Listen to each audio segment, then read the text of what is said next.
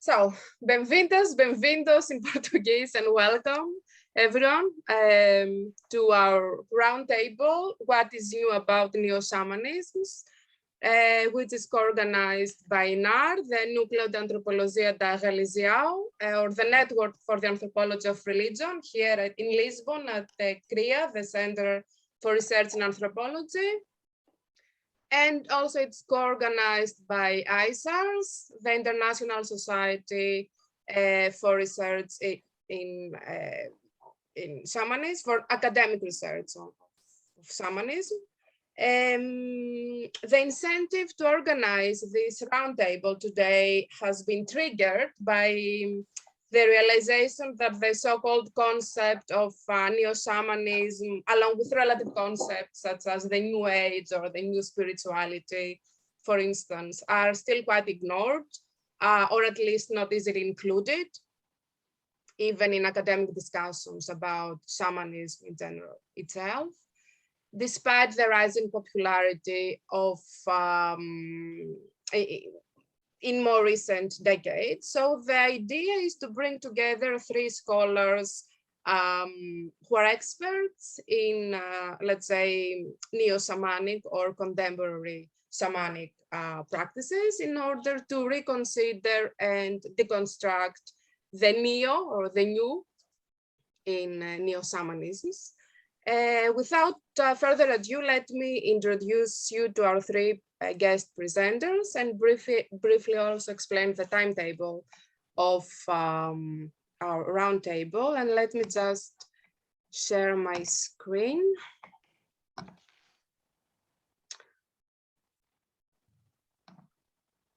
And here you can actually see the logos of CRIA-NAR and of ISARS. You are very welcome to follow us, send us an email, where both CRIA and ISARS are also on Facebook, so feel free to follow us there as well.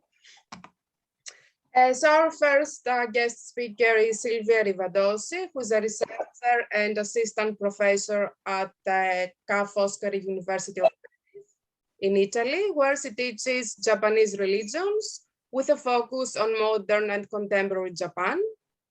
In her research, she explores new forms of shamanic practice recognizable in the Japanese metropolitan context and new spirituality movements in Japan.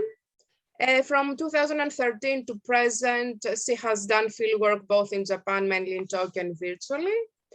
And you can actually see her publications on the screen here. It's an article published a few months ago, actually, in the Journal of Religion in Japan, which is entitled Toward a Shamanic Daily Life, the Response of a Japanese Spiritual Therapist to COVID-19. And in 2020, she also published her first monograph based on her PhD research, which is available online in full and free form in Italian. So if you read Italian, go and buy the book. The second speaker is Denis Loberde, who is an Italian anthropologist. She has done research in France, Italy, Mexico, and Switzerland. And at the moment, she's a researcher at the University of Turin.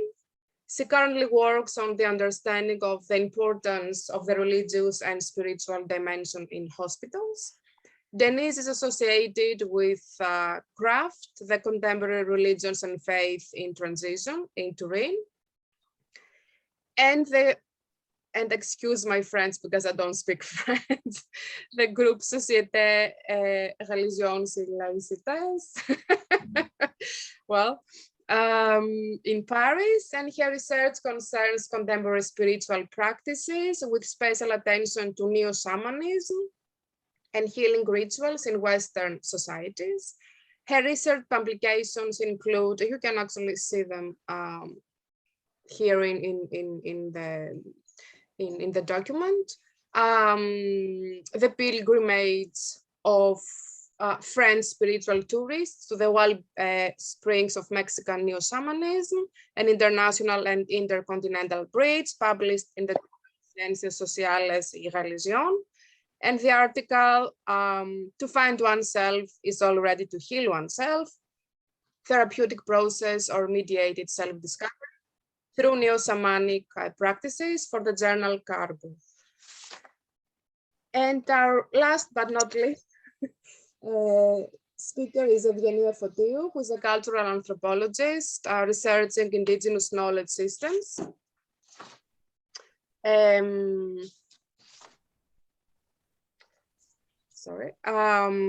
Which often encompass both medical and religious knowledge. Specifically, she looks at how these systems get appropriated and reimagined as they become globalized. Evgenia has a PhD in cultural anthropology and Latin America studies from the University of Wisconsin, Madison, where she completed her doctoral research on Amazonian shamanism in Peru and its transformation through globalization and the formation of transnational tourist networks.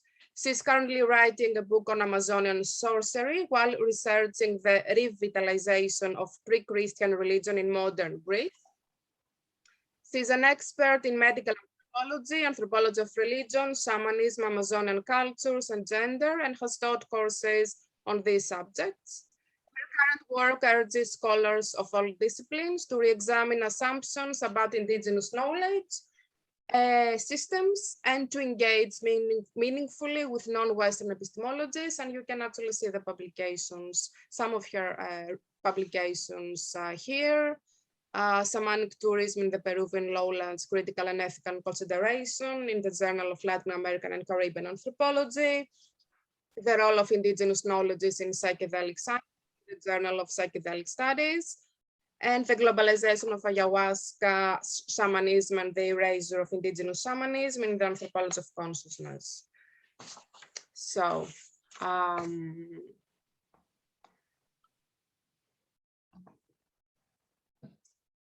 the roundtable will be divided into 3 parts mainly. First, our speakers will take turns in answering 3 questions, which I will announce, let's say, each question in each round of discussion.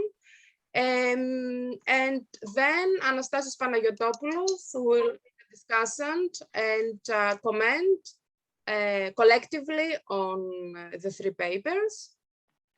And at the end, we will open the floor to all of you. Hopefully we will have plenty of time actually to discuss and to receive your comments, questions, insights, and we're sure we're going to create a very dynamic discussion, which we all look forward to. So let's begin with our roundtable. And the first question that we will, the 3 speakers will be debating is what is new about contemporary forms of shamanic practices. So Sylvia, if you want to start. Okay, thank you very much, Jenny, for the introduction. My research, as Jenny just said, revolves around new shamanic practices in contemporary metropolitan Japan. What I'm trying to understand is the discourse on shamanism in this context. So how the category and term shamanism are defined, are used and renegotiated. In my multi-sited fieldwork, I have analyzed various case studies from shamans active mainly in Tokyo to the representation of the shamanic actor and role in literature, pop culture, TV series, contemporary art. What I did is following the use of the term shaman and seeing the practices associated with it to analyze what people in that specific historical and cultural context think shamanism is and what meanings they assign to it. So what is new in these new shamanic practices? I think there are 4 main elements that are new. The first one is the term used to refer to the shamans in the metropolitan discourse. Metropolitan shamanic actors use the Japanese term shaman, that as can be easily inferred, is a transcription of the English term shaman. They prefer this term to other indigenous terms, such as, for example, Miko. So using the term shaman, they present themselves as different and alternative to the traditional Japanese shamans, while also veiling their practices with exoticism and attractiveness. At the same time, by using this term, they show their connection with practices of other cultural contexts and with the studies on the subject, both academic studies and non-academic studies. This is because when writing in Japanese about shamanic actors, the term used is shaman. A second element that is new concerns the identity of the non-human actors with whom the urban shaman mediates, where traditional Japanese shamans communicate and mediate with gods, so Buddhas, Bodhisattvas, Kami, and especially spirits of the dead, thus well-defined entities. Metropolitan shamans create a connection with much more vague actors defined as energy, vibration, light, and most frequently nature. The absence of specific spirits and gods is also accompanied by a positive vision of the shamanic practice, which is deprived of a dark side. So there are no contrasts with non-human entities, and the practice appears much brighter, in line with the characteristics of the new spirituality movements as well. In this discourse, the concept of nature plays a primary role. What the metropolitan shamans offer to their clients and patients is the reconstruction of a harmonious relationship with nature. A relationship that, as they explain, characterized every Japanese in a distant past, before weakening because of the processes of urbanization and modernization. According to this view, the cause of the various problems shamans are called upon to resolve lies in this rift between humans and nature. In the discourse of these shamans, the return to nature includes also a rediscovery of the vague spiritual entities that are believed to have been part of nature since the most archaic periods. Another element that is new is the fact that in the practices of Japanese metropolitan shamans, the emphasis is on the individuals, not on the community. So individuals are at the center of the practice. However, this does not mean that metropolitan shamanism is totally individualistic. It is true that the shaman's practices is concerned like with clients and patients' needs. And it is also true that these clients and patients generally do not know each other and will probably never get to know one another. But it is also true that they are part of a broader community that shares certain experiences, forms of knowledge and needs. So they are part of an imagined community bounded by this mutual knowledge and interests. And one last aspect that can be defined as new is the presence of elements and themes derived from New Age, Neo-paganism, and other neo-shamanisms. For example, the use of tarots, the central role of spiritual healings, reference to Native American shamans, or reference to a highly idealized prehistoric past. For now, I will stop here and I will leave the floor to Denis.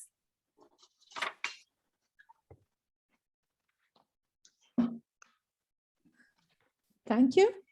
Thank you for invite me.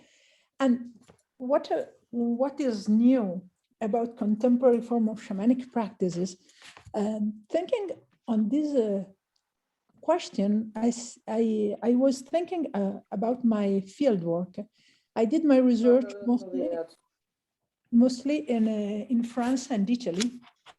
And in these two countries, shamanism is not a classical practice.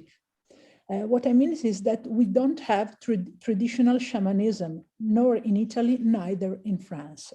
So what is new? Everything is new in neo-shamanism in France and Italy. But at the same time, I was thinking how could we consider new a practice that it started in 1982, more or less. That means that are 40 years that in France and Italy, we have most of all the same forms of shamanism. I'm saying that we have the same form of shamanism because the most important form of shamanism that we can find is the shamanism that comes from the Foundation for Shamanic Practice, the Foundation for Shamanic Studies. I'm sorry.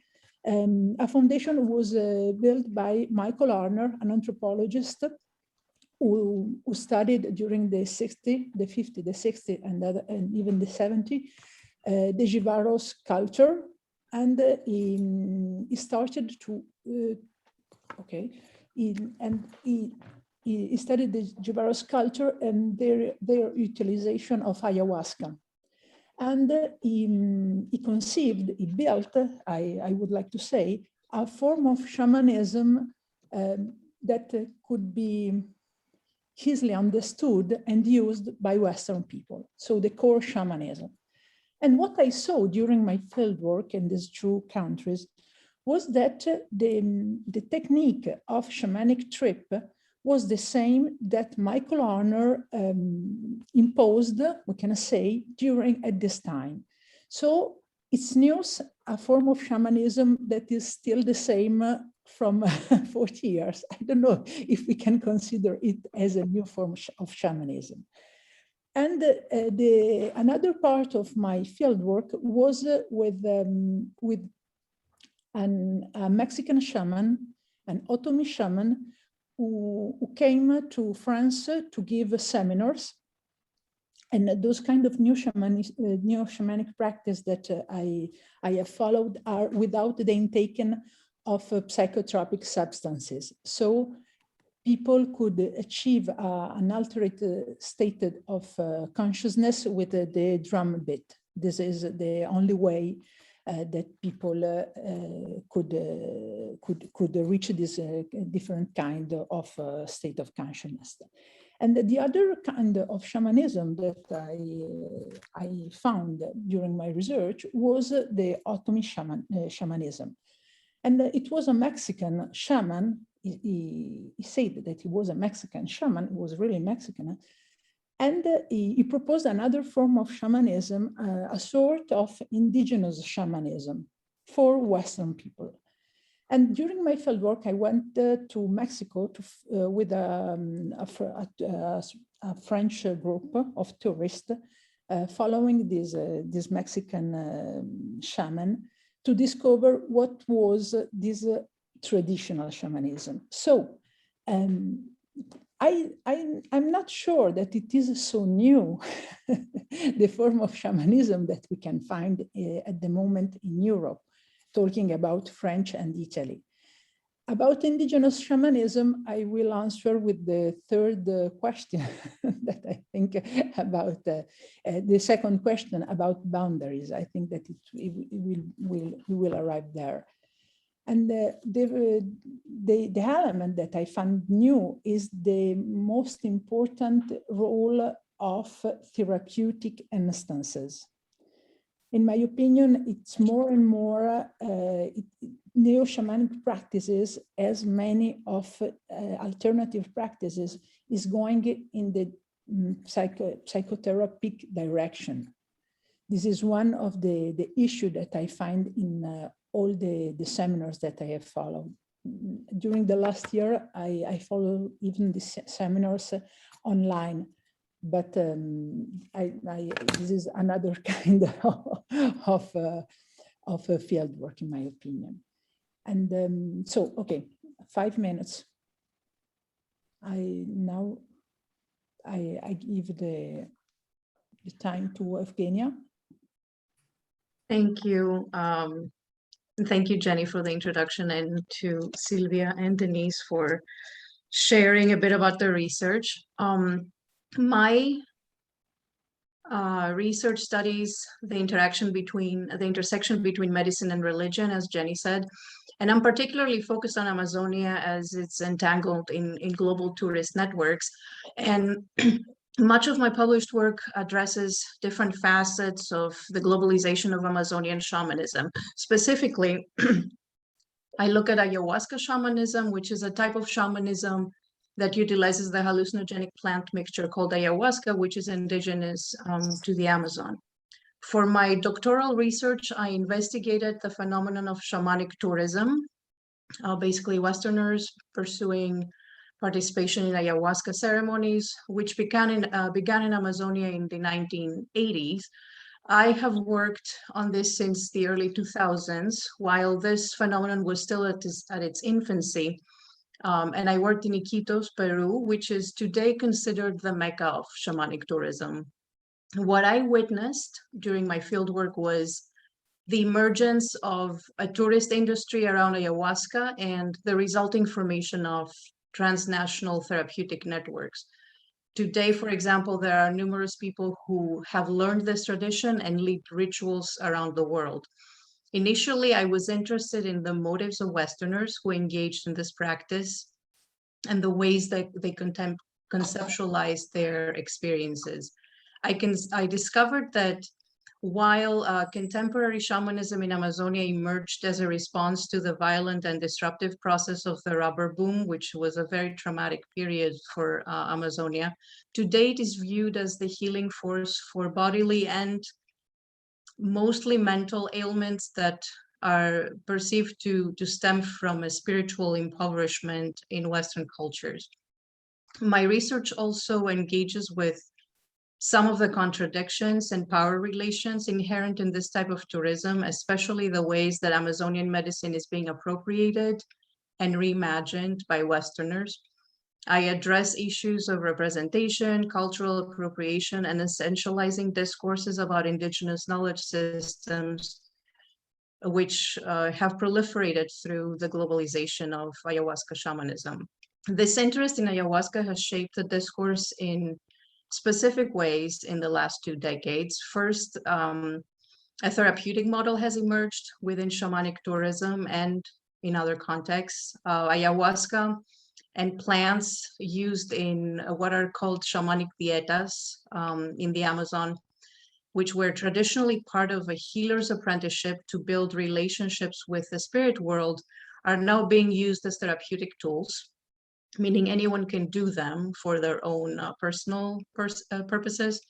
Some of the retreats in Peru work with psychologists and clearly emphasize therapeutic aspects.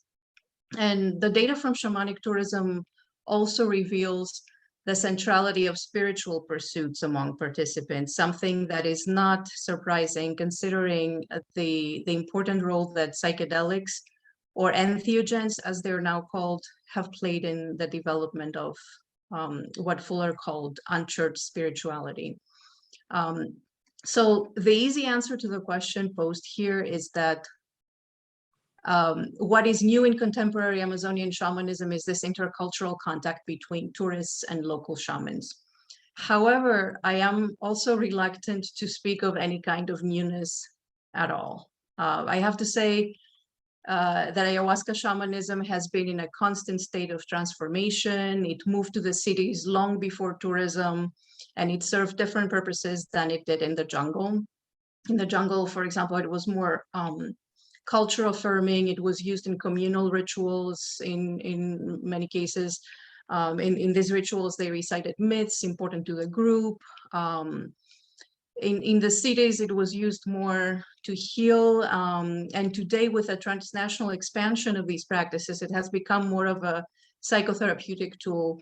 And often it's perceived as a challenge to the biomedical model and other aspects of Western cultures.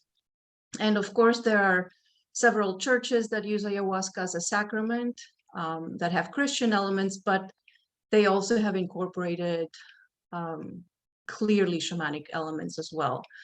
So given this, I would say that shamanic tourism is not an anomaly, but is consistent with the nature of shamanic knowledge, which at least in South America, it has historically been exchanged across and between cultures.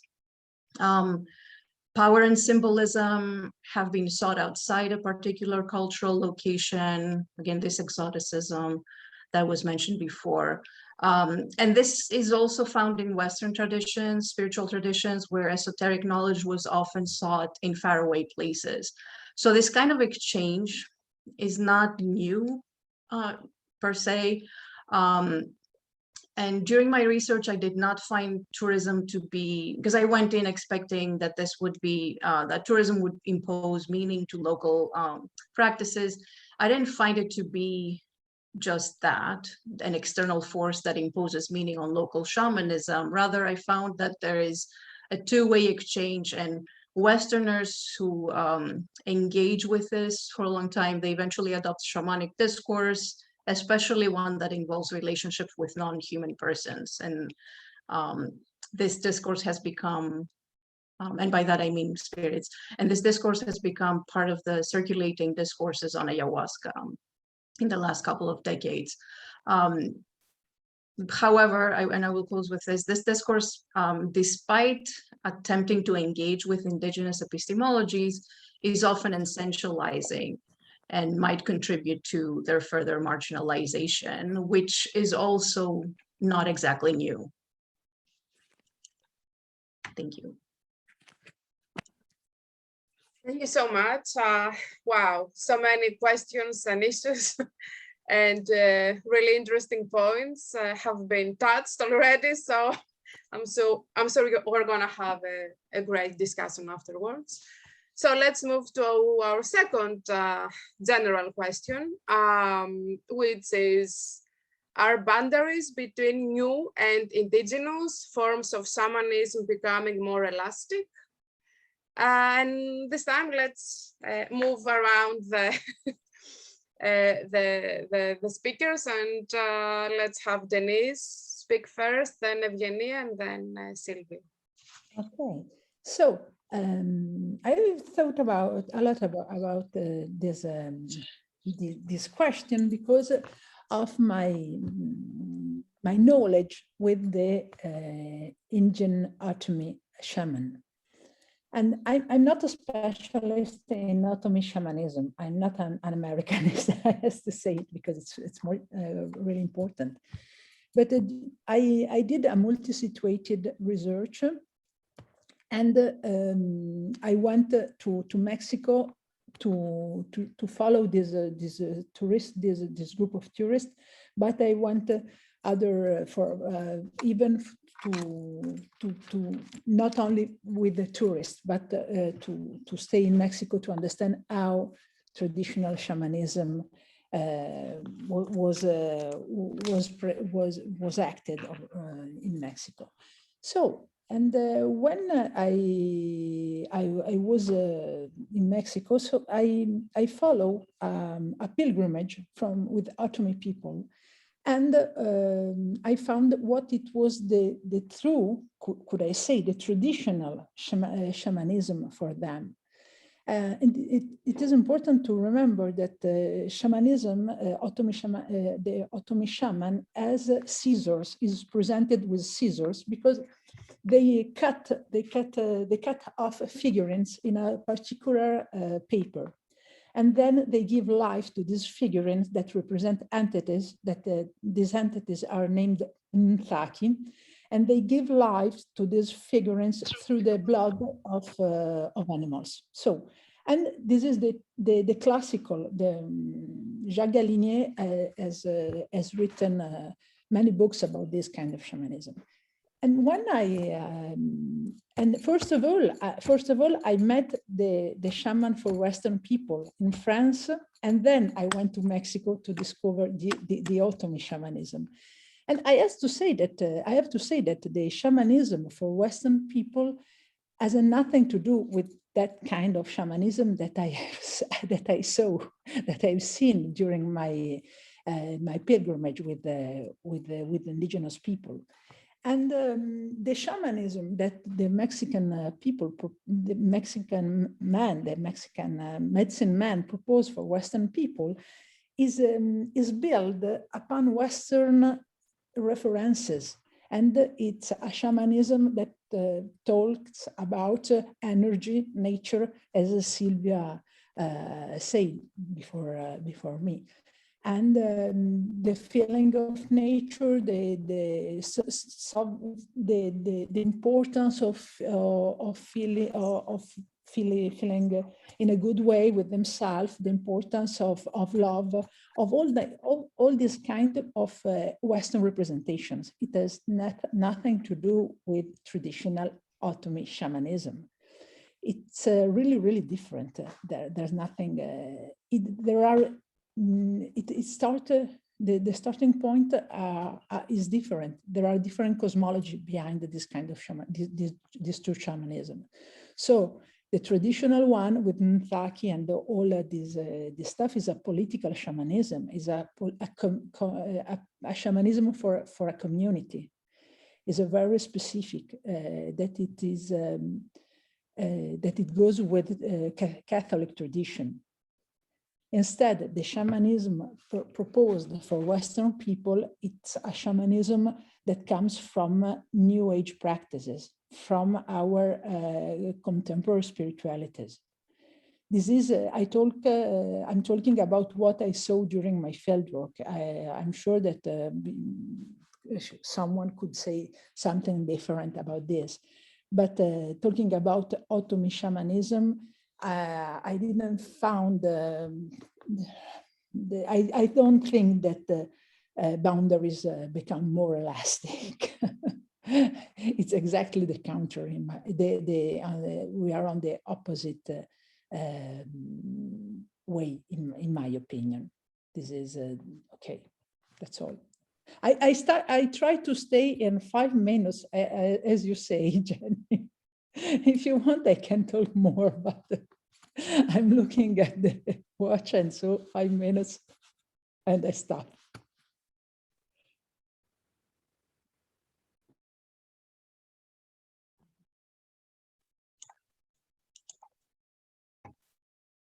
All right. So in my case, my answer would be, in some ways, boundaries are elastic, and in some ways, they are becoming more reinforced. So, but shamanic tourism is a good example because there is a lot of opportunity for intercultural contact and translation between Westerners and local shamans. So this blurs any clearly defined boundaries. But at the same time, like I said, there is a trend to trying to delineate boundaries more clearly. For example, there is a lot of discussion about and debate about authenticity and tradition in this context. So I would say that shamanic tourism is at the same time new and old, traditional and innovative. First of all, there is an attempt to connect ayahuasca shamanism to an ancient indigenous past. And this is despite arguments that many indigenous groups have adopted in Amazonia, right? Have adopted the use of ayahuasca in the last 150 years or so as a result of the rubber boom that I mentioned. So despite this, the discourse of ayahuasca shamanism as ancient persists. Most of the shamans in Iquitos, where I worked, are mestizos, which means they're of mixed descent. So not clearly indigenous, but they claim that they have apprenticed with an indigenous shaman. And in fact, most ayahuasca practitioners claim legitimacy through their lineage. And regardless of whether they apprentice with an indigenous shaman directly, they claim legitimacy through saying that they practice indigenous medicine. This has led to discourse and performance of hyper-traditionalism in shamanic tourism. While indigenous ayahuasca traditions are dynamic and changing, for example, some indigenous groups are starting to include women, which was not traditional. Indigenous people are seen as the legitimate stewards of ayahuasca, and many happily embrace this label after centuries of suppressing these practices. Part of this hyper-traditionalism is the invention and standardization of certain elements present in shamanic tourism, especially the circular ceremonial space that they call maloka, and the ethnobotanical garden. These elements are more recent innovations in the last few decades, but are seen as traditional. So there is definitely a blurring of boundaries between what is traditional, what is modern. A direct effect of shamanic tourism is also the proliferation of shamans in recent years, which has been observed in Peru and Ecuador. Shamanism has become important for indigenous identities and cultural survival. And in some cases, it can strengthen ethnic identity. A few years ago, there was little interest among young people to apprentice and become shamans among indigenous groups. However, this valorization by outsiders, right, of these traditions, and the possibility of a steady income provides a strong incentive, and many new shamans graduate, I would say, only after a few months of apprenticeship. And although these new shamans often lack the necessary intracultural credentials, so they are not, maybe they don't have that much legitimacy in their local communities, they are often more successful on the global market and gain prestige by working with tourists or traveling to Western countries to lead rituals. So again, what looks like or is perceived as authentic or traditional might be far from it. Discourse about indigenous peoples in the context of shamanic tourism can be highly problematic due to the legacy of colonialism and the unequal systems of power it perpetuates. And shamanic tourism has been criticized for marketing native spirituality and degrading Amazonian traditions. Others believe that tourism can help preserve indigenous cultures when managed by indigenous peoples themselves. And some indigenous groups have used this tourist interest to revalorize their cultures and potentially strengthen political demands. Neither of the two applies exactly for Iquitos, where, as I mentioned, mestizo shamans professionalize ayahuasca practices, addressing the needs of urban populations. So, as I said, mestizo shamans had professionalized ayahuasca practices long before the tourism boom. However, the globalization of ayahuasca has pushed local ontological assumptions, especially ones that do not fit Western needs, to the background, and has adapted the practice to the needs of what has been called the neoliberal subject in anthropological literature, meaning there is more of an emphasis on individual choice, consumerism, and personal responsibility. It is paradoxical that in this new landscape, the pressure is even greater for formerly colonized subjects to identify with an impossible standard of authentic traditional culture. However, ethnographic evidence from the Amazon, as well as other areas of the world, especially Sami tourism and shamanic revitalization in Siberia, reveal a complex relationship between authenticity and tradition. And in fact, I would say that it is the global circulation of meanings and discourses around shamanism that allows for it to exist as a local category today. Thank you. Changing context completely.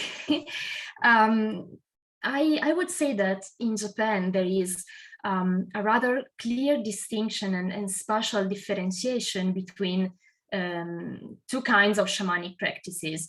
Shamanic practices in contemporary Japan takes different characteristics in the urban context, where with the new shamanic practices we are talking about today, and in the peripheral context, where shamans defined as traditional are still active.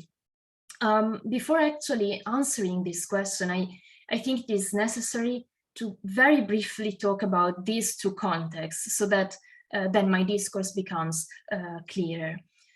So the most renowned traditional Japanese shamanic actors are the Itako. Shamanism is active in Tohoku, that is the northern region of the main Japanese islands, and the Yuta, mainly female shamans who are active in the southern islands in the Ryukyu archipelago.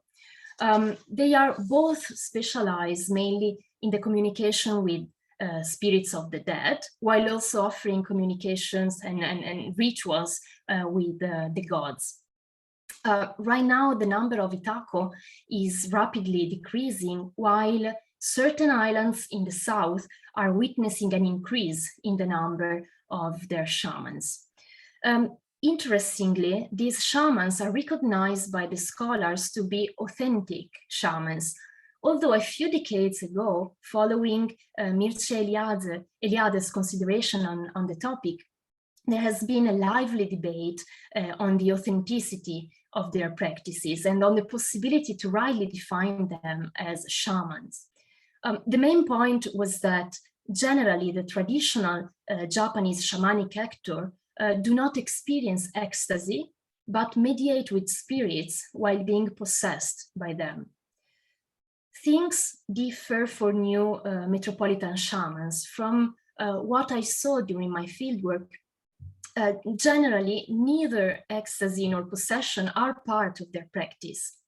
A recurrent element in the practices of the metropolitan shamans I interviewed is the use of the arts, also as a way of enabling connection between humans and non-human entities. For example, the use of music, as also Denis explained before, the use of the drum, the use of dance, of various other forms of art.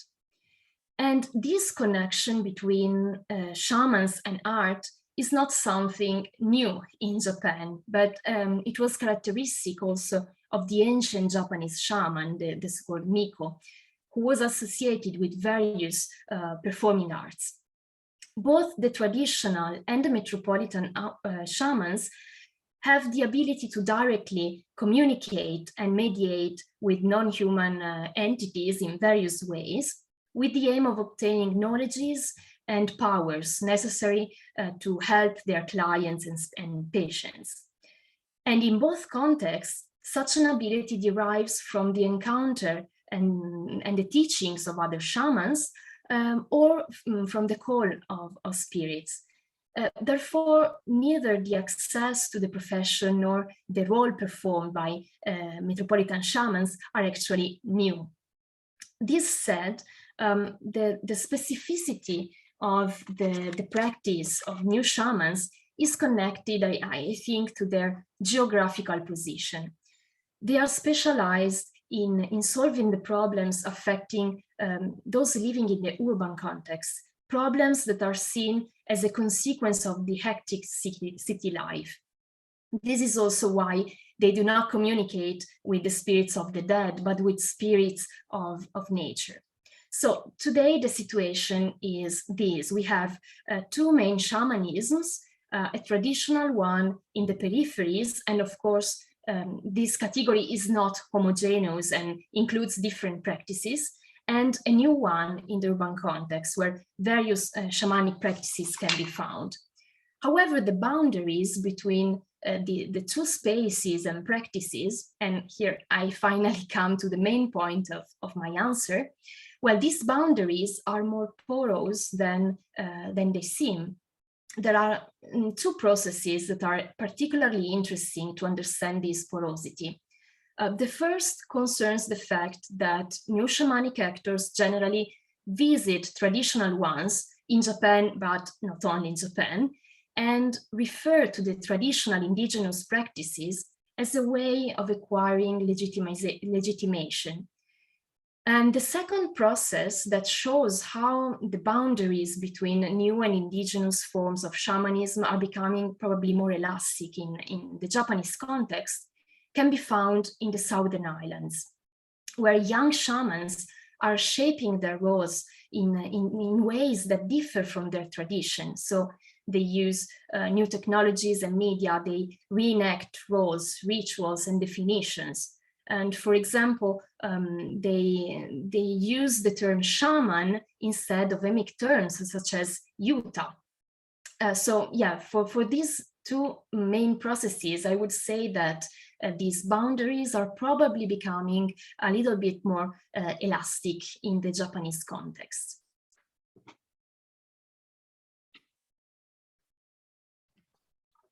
Thank you very much. Once again, brilliant comments. And let's move on to our last question, which has to do with creativity. Well, quite personally speaking, maybe because of my own research on the New Age, spirituality and neo-shamanism. What types of spiritual and therapeutic creativity characterize neo-shamanisms? You have already mentioned a little bit this therapeutic aspect of neo-shamanisms, but I think now it's the time to kind of focus on it a little bit more. So let's start with Evgenia, then Sylvia and Denis. So yeah, I agree. We've already touched on this, but there is so much more to say. Shamanic traditions are very creative, and Amazonian shamanism is no exception. Amazonian shamans are usually part of a lineage and inherit certain knowledge and power through their lineage, but nobody just reproduces what they have learned or inherited without adding their own creative elements. So instead, they constantly innovate and introduce elements from a variety of sources, which I have to say has been heavily criticized by some scholars who have expressed indignation toward the commercialization of shamanism and have been critical of both Westerners who naively perceive the performance of shamans as authentic, and the shaman who is transformed to a clown in a New Age circus, in the words of a certain scholar. With the commercialization of ayahuasca, some proponents of traditional use argue that ayahuasca is in danger of being profaned and lament the introduction of foreign and New Age concepts to the vocabulary of the healers. I observed the same phenomenon in Iquitos, where concepts from Asian spiritual traditions, such as the chakra system, are often used by local shamans. But as I said before, I find that this is consistent with the history of Amazonian shamanism, which has been exchanged along trade routes.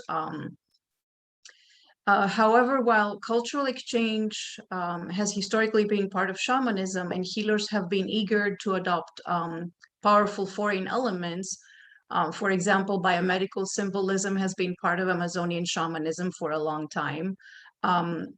Tourism does speed up this process. Recent decades have also shown that this is not a one-way exchange, as I mentioned before, and shamanic discourse, although adapted, has entered the global stage.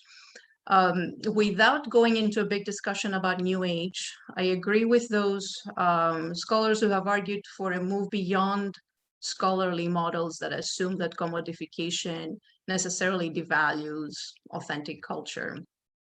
All shamans I worked with are curious and will gladly incorporate things that have worked for them. This is a very experiential tradition, so people will constantly experiment. They try new things, and if something works, they will adopt it. Many have some sort of altar that they use during rituals, which my understanding was not traditionally part of Amazonian shamanism. This is very common on the coast of Peru, in the Andes, but today you see Amazonian shamans using altars, and this is where they place This is where you can visually see what all the different elements they incorporate. For example, they will use crystals and other natural elements that symbolize something that they want to incorporate in their rituals, some kind of power. And many of these elements are from other regions of Peru or the world. In a nutshell, if something is perceived as powerful, it is desirable, and they will incorporate it in their practice.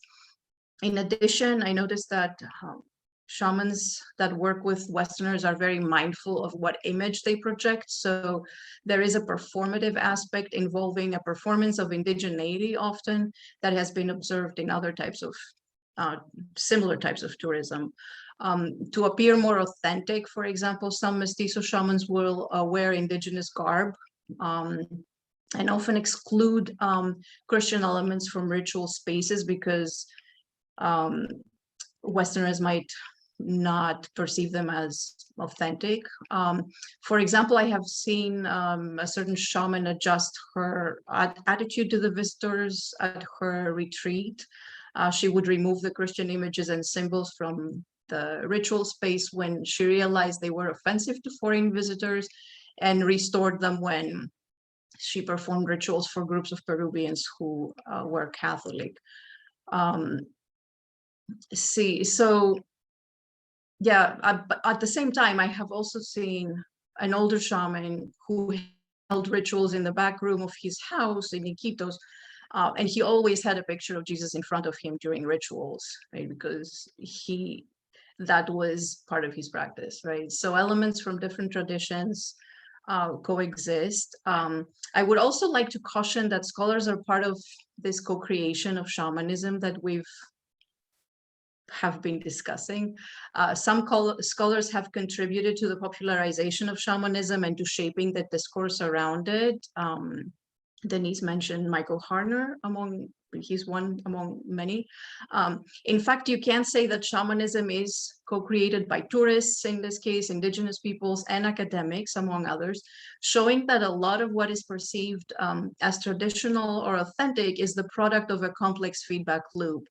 And I will close by saying that tourism has the potential to contribute to cultural transformation rather than loss, as is the case of this renewed interest in Amazonian shamanism. However, as ayahuasca shamanism is expanding and is practiced in new contexts, it remains to be seen whether it will be recognizable only to the extent that it fits preconceived notions reproduced in dominant discourses. Okay, so in the context of Japanese metropolitan shamanism, the spiritual and therapeutic creativity lies, I think, in the interweaving of already established elements deriving from different discourses to create something seemingly new. Therefore, elements from New Age, Western neo-shamanism are fused together with elements coming from the Japanese shamanic traditions and with references to the Japanese prehistoric period and to the allegedly archaic Shinto. This last element is a sort of a primitive Shinto believed to be characteristic of the prehistoric time, but it is important to underline that no written sources can be found about this topic. Therefore, we have an intermingling of, we could say, transnational shamanic practices and concepts to be understood as transnational neo-shamanic practices and concepts with local national elements. And there is another specific aspect in which the therapeutic creativity of Japanese metropolitan shaman emerges, and I'm referring to the movement back to nature that I mentioned before. As I said before, the metropolitan shamans help their clients and patients in reconstructing this harmonious relationship with nature, through which they can obtain healing, understood as spiritual and psychological healing, almost never as physical healing. This strategy of going back to nature Okay, thank you. This strategy of going back to nature allows individuals not only to find those elements perceived as missing in the urban context and thus be healed, but also to rediscover the intimate connection with the common past history, always highly idealized. And through this connection with nature, connection with nature, connection with the spirits that are believed to be part of it, and connection to these highly idealized past, the metropolitan shaman can offer a way to reenact what it means being Japanese. So in this case, identity discourses are also part of the picture and of the practice. However, this reconnection with nature takes place in the city, not inside a natural context.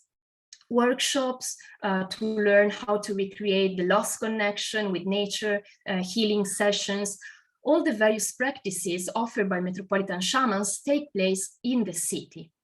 The return to nature thus appears quite utilitarian. Nature becomes the tool to achieve certain goals, and it is the basin from which to draw what is needed to generate healing and well-being. So within this discourse, nature is also strongly idealized, and it's shaped according to what the shamanic actor presents as the needs of the individuals.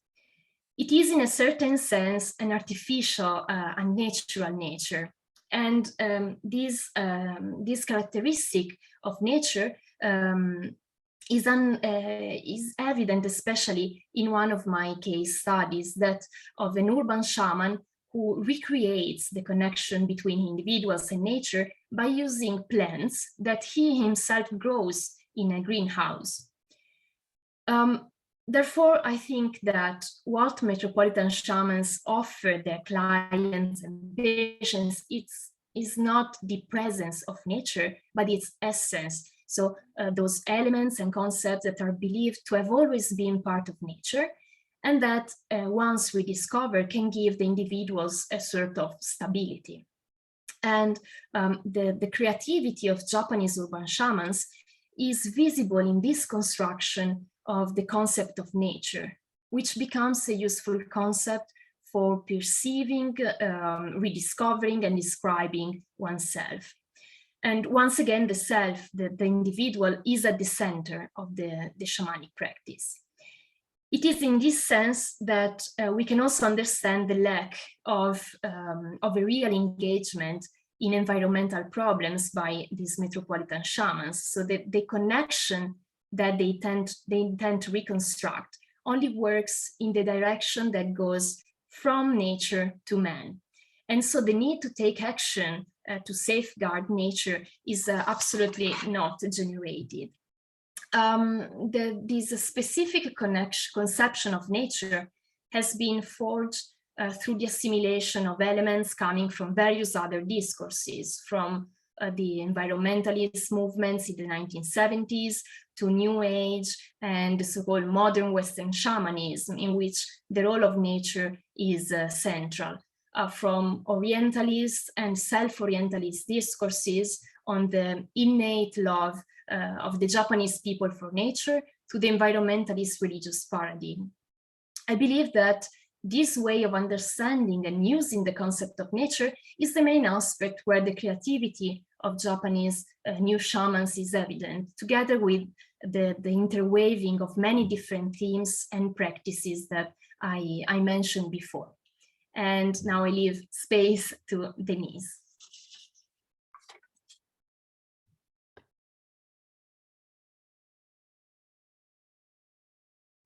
We cannot hear you. Denis, you're muted.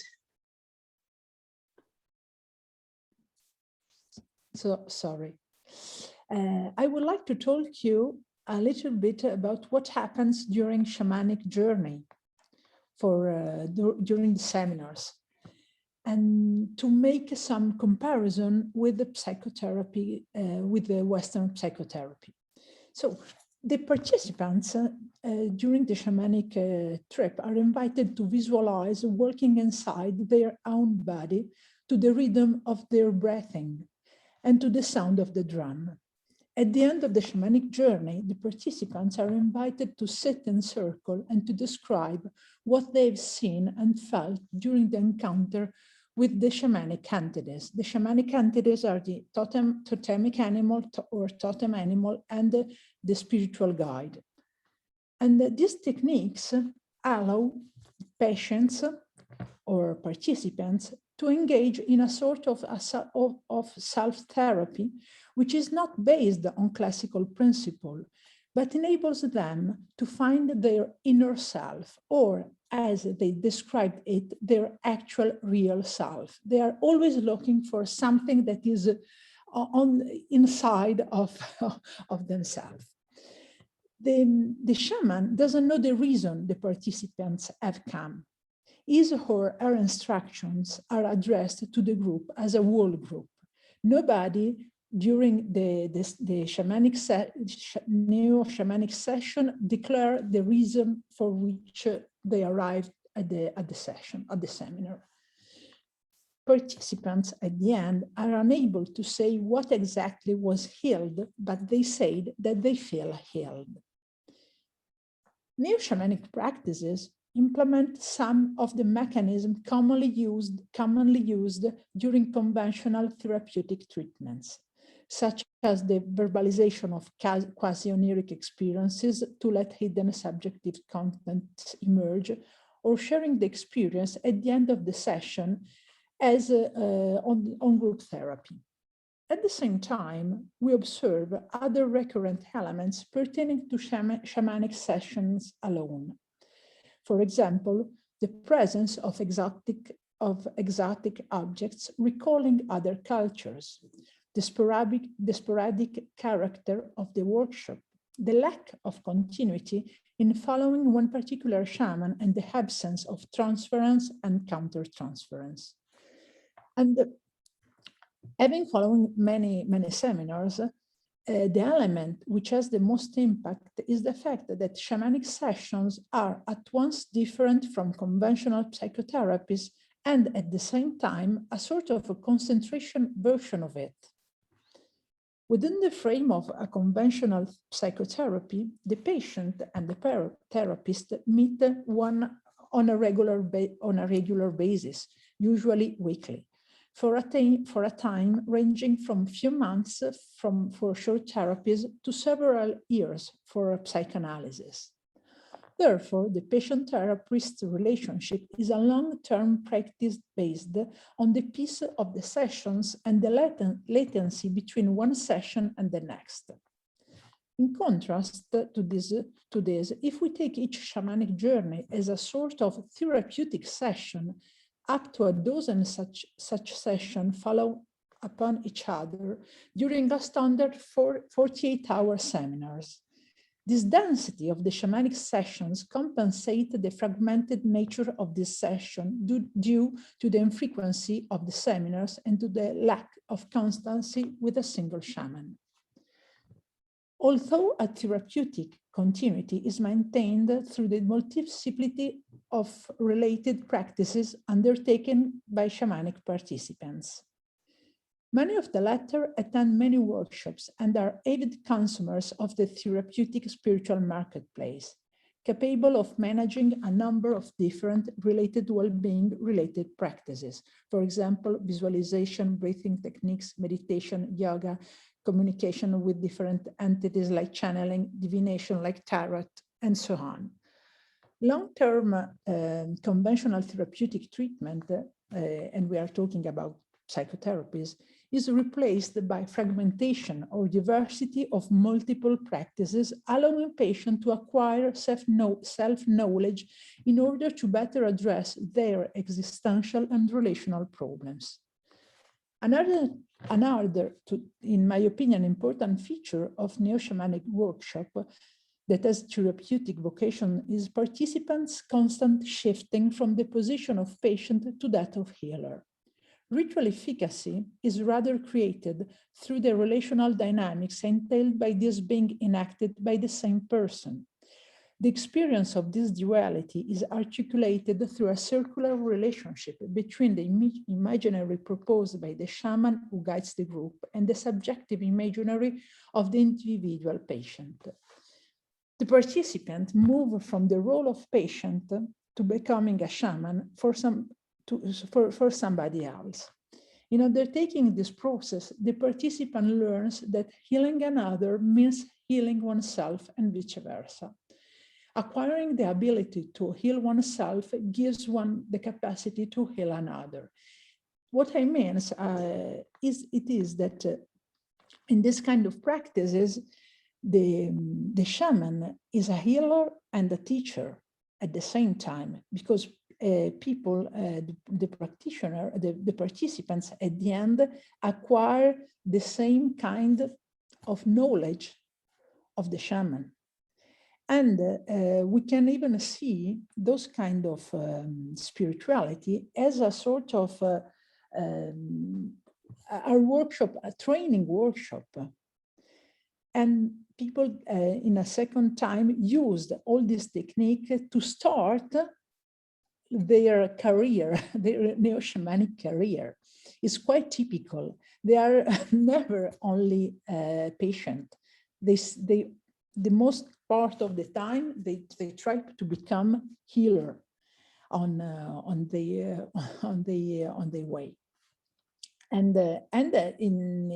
So I think that and another element that I find really important is that there are more and more psychotherapists, psychiatrists that are that attend to this kind of seminars, and then they use. I did the interview with some of them. They use shamanic techniques during traditional psychotherapy.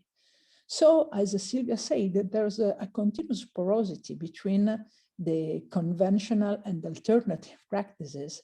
It is totally imbricated, I think. We cannot, at this moment, it's quite impossible, I think, to separate conventional from alternative, if we look on the practice in themselves. If we stay in a theoretical basis, okay, we can still make differences, and it's really clear.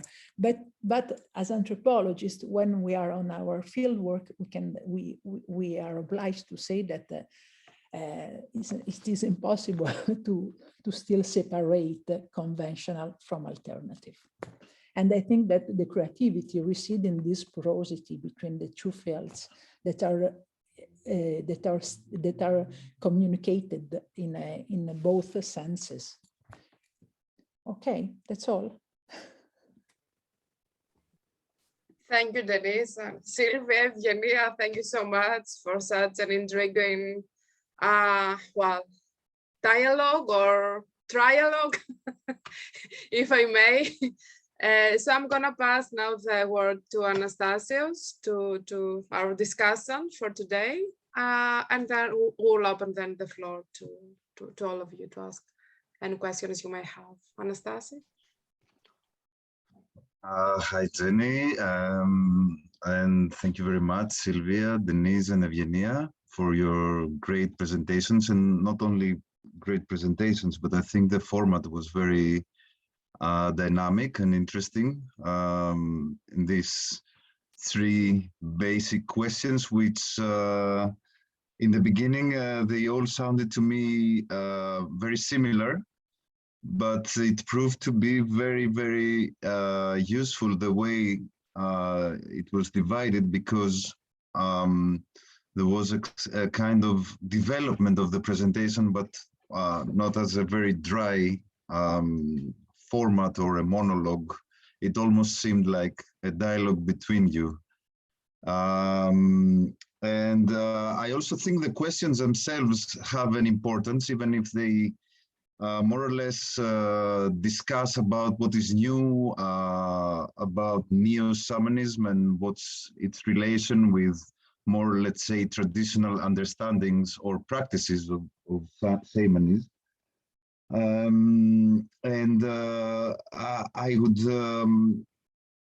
as you were all talking, it kind of it created a need for me to always this question of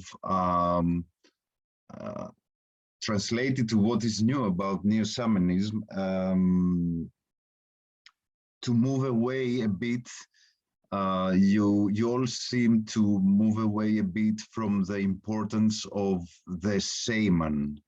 And maybe in more traditional understandings of shamanism, let's say the methodological tool to understand shamanism was the shaman itself, him or herself.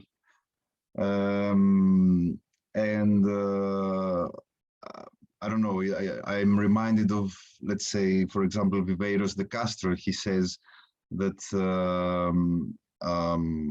perspectivism, for example, is shamanic ideology. So the center is the shaman. And I see a move in this discussion away from this centrality, not to abandon it, but to take into consideration other elements which in essence are concentrated in the last question of this spiritual and therapeutic creativity.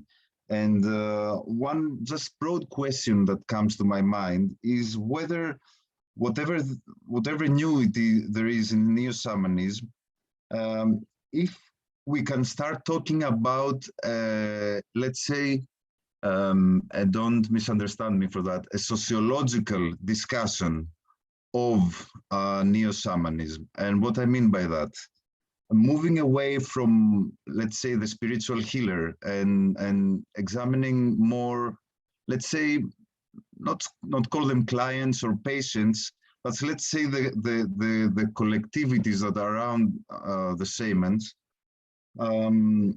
I always, and this also goes with new understandings of religiosity and the porosity of religiosity. What is new about new religiosities and spiritualities?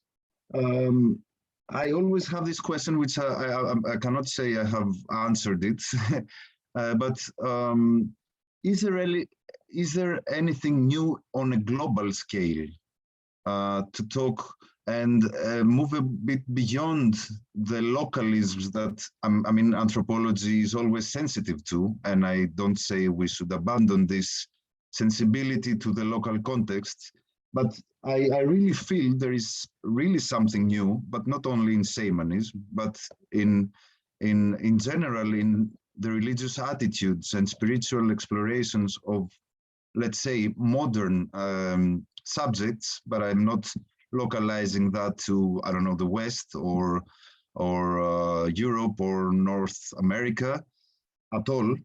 Whether there is an alternative universalism coming out of this, an exploration, an alternative need for, let's say, the modern subject without limiting into geographical terms, and whether we can start discussing about sociological elements of these newness of and what I find particularly interesting, which maybe has not been discussed in this roundtable because not everything can be discussed, is Denis Loberde at the end clearly mentioned it. One domain is, let's say, the biomedical domain. And another one is the more established religions. What is the relationship not only between, let's say, traditional and neo-shamanism, but also in the context you are doing your research? What is the dialogue or the conflicts between these practices and the more established denominational, institutionalized religions? And at the same time, the relationship with the state, let's say, the degree of institutionalization of the practices you are studying, whether there is any need. I mean, in Evgenia's case, and in any case for like a touristic, let's say, development of any kind of practice, there has to be a kind of institutionalization, but what is exactly the issue, the dialogue with the state? I have the feeling that one element that is new about these practices is that on the one, they have some specific relationship with secularism, let's say, with the secular state. On the one hand, they might seem very secular friendly because they are mainly developed on a private level, so, and not very institutional level. So there might not be an issue with discussing with the state what is their exact status, because exactly they breathe on a private level. But on the other hand, they are very anti-secular in the sense that they don't divide into boxes what is religion, what is not, what is medicine, what is politics, what is... So there are two elements that are interesting, which are not evident in more institutionalized religions, which are already, let's say, in the secular relation with the state. And also they, like, I don't know, like Christianity, the divinity is a bit distant. It's not so much into these affairs, into the world affairs. But here you see, like, and maybe this is also a modern, let's say, need, and why people move away from institutionalized religions and exactly seek these kind of alternative spiritual and religious paths, which on the one hand they are exploring the self on a very deep way, let's say, not institutional way. And on the other hand, they create like other kind of transcendences, which are not like Sylvia was mentioning nature instead, I don't know, of God or whatever. And I think there is also an interesting dynamic between the very individual, the self, the deep self, the exploration of the deep self, and the very abstract out there, how this is connected. And we normally understand that these two things are opposing. But what I see in these practices are exactly the tight link between that, and almost as if there was a void between the deep individual and the abstract transcendence or sociality or whatever. There is a void, and this might be manifested as a problem, as something to be healed from. I mean, this is the other thing that I find very interesting.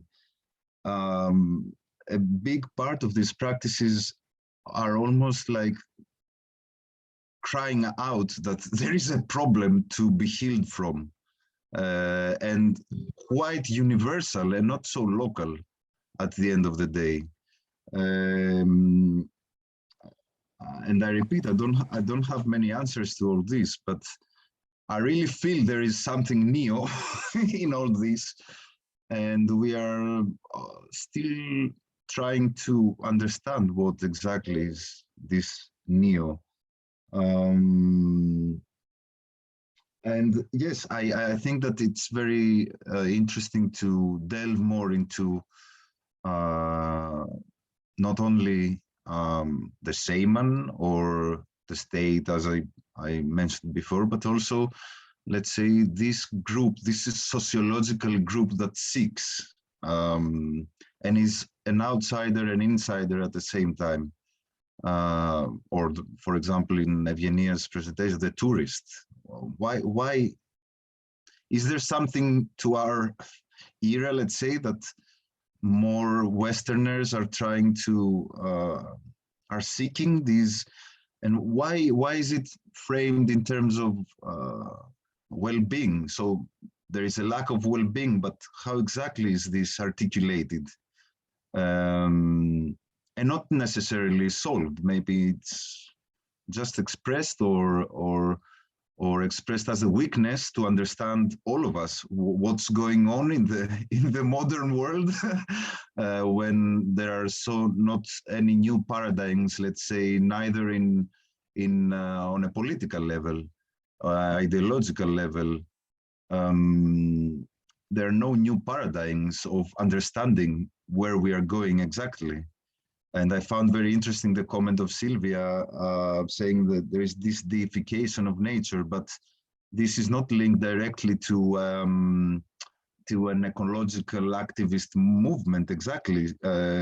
So you see these problematics there very, very clearly. You know, we know that there is an ecological problem, but we don't know exactly how to deal with it.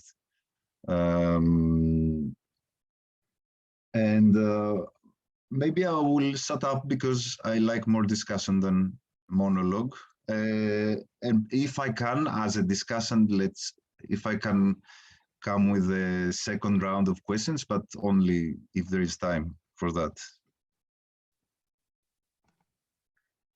Thank you very much, Anastasios. I don't know if Sylvia, Denis, or Evgenia have an urgent reply that needs to be told.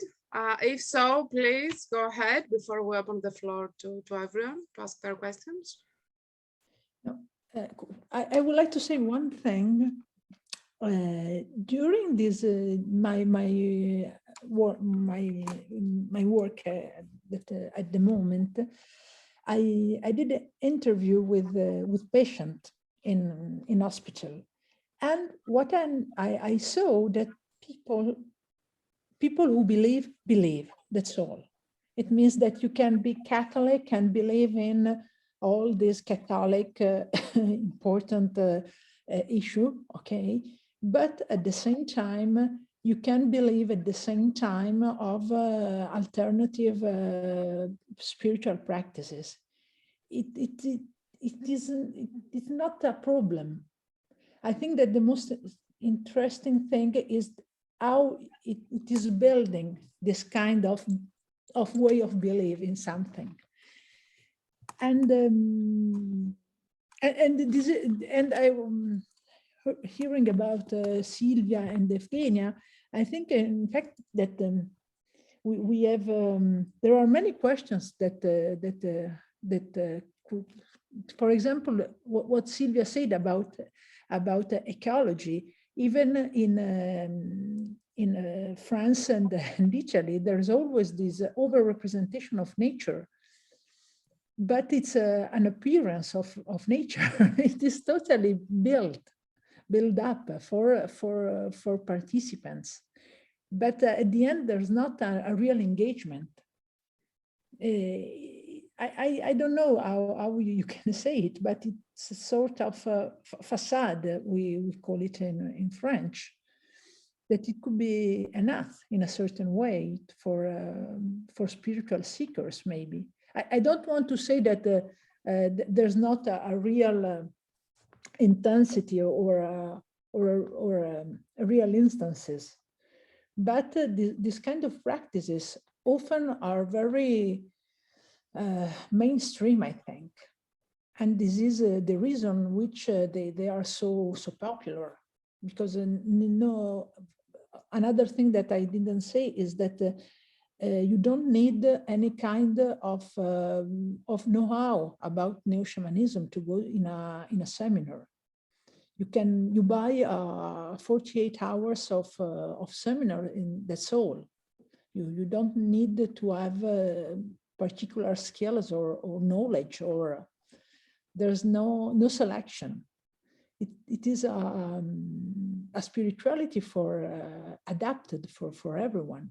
Everyone can find something in this concentrated way of being together. Well, so we can open even the social part of this discussion.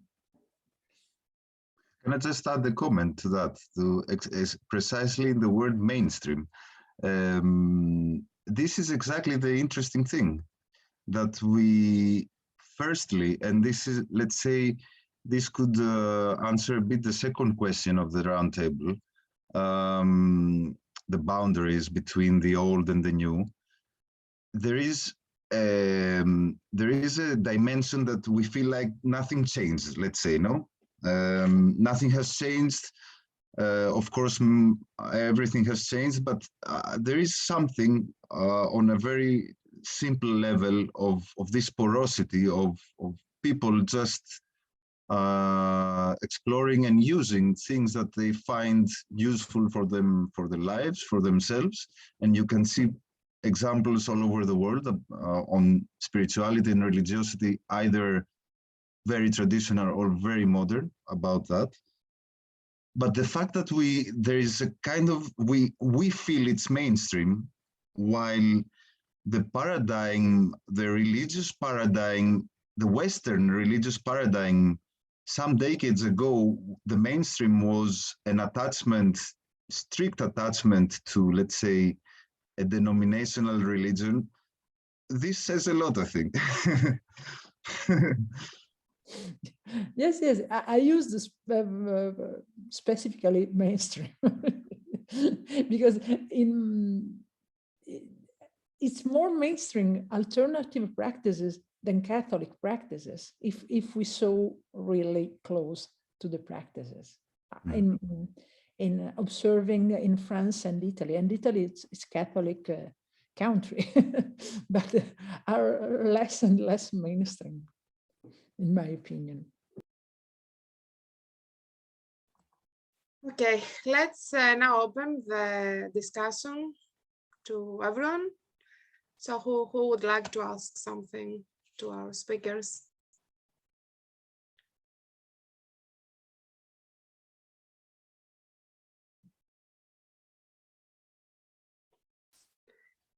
Yeah, Diana.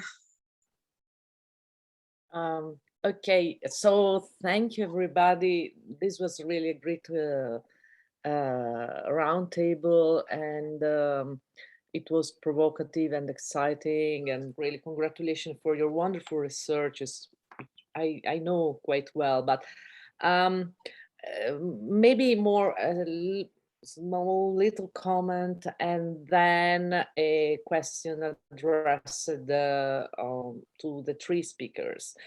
And hearing it, listening at your papers, I was really thinking that it's quite interesting, and somehow Anastasios was talking about that, that in a moment, in the last few years, where there is so much debate, how much we should or we should not use the word, the term, the idea of shamanism.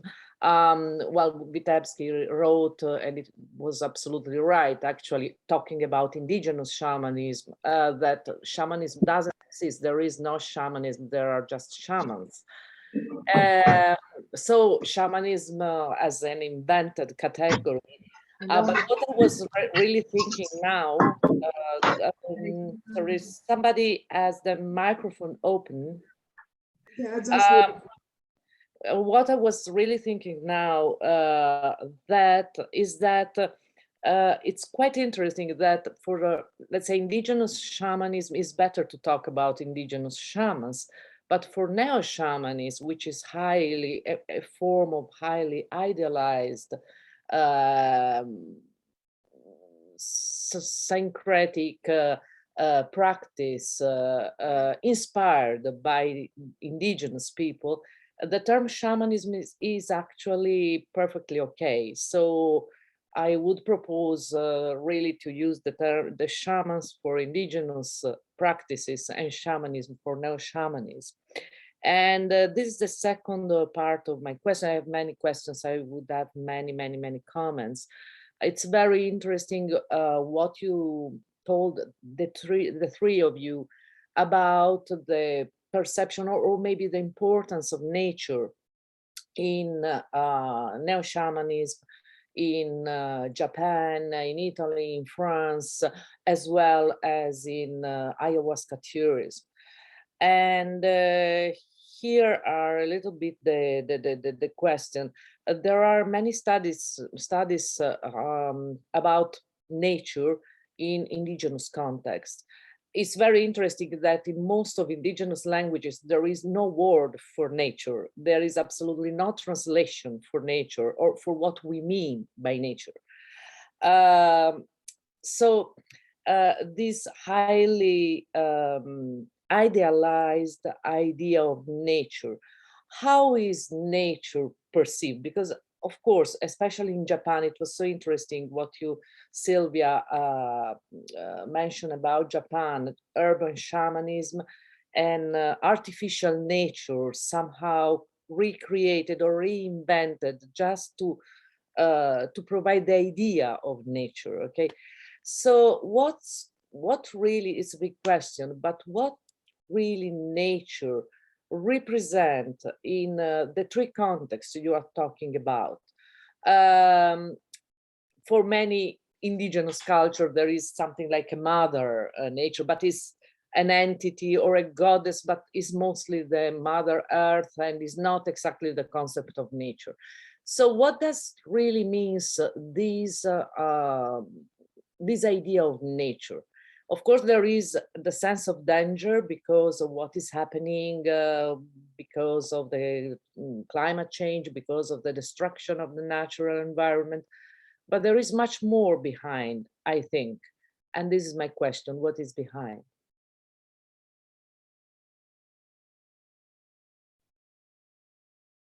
And thank you very much for your really great presentations again.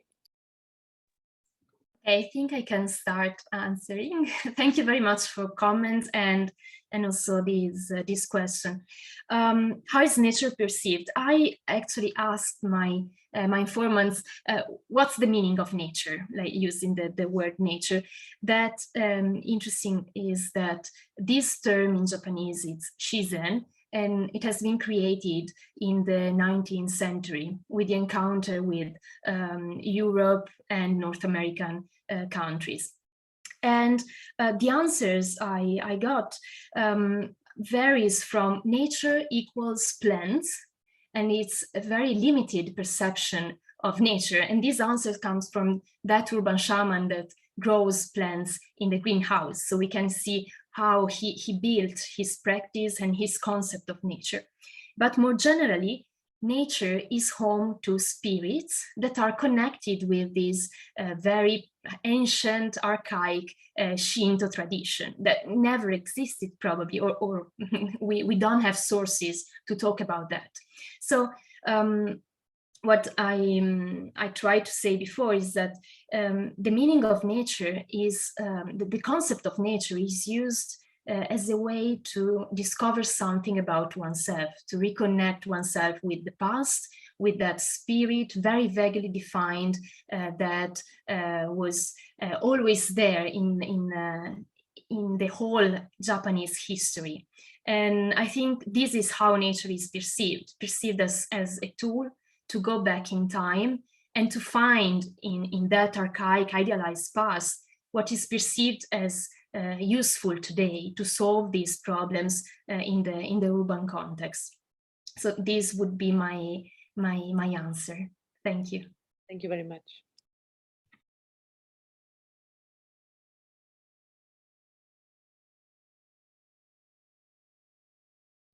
I can try to answer this. So I agree with Diana that nature,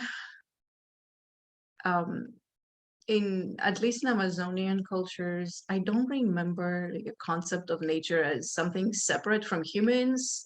That doesn't exist. That is a very European concept. Humans are perceived to be part of this,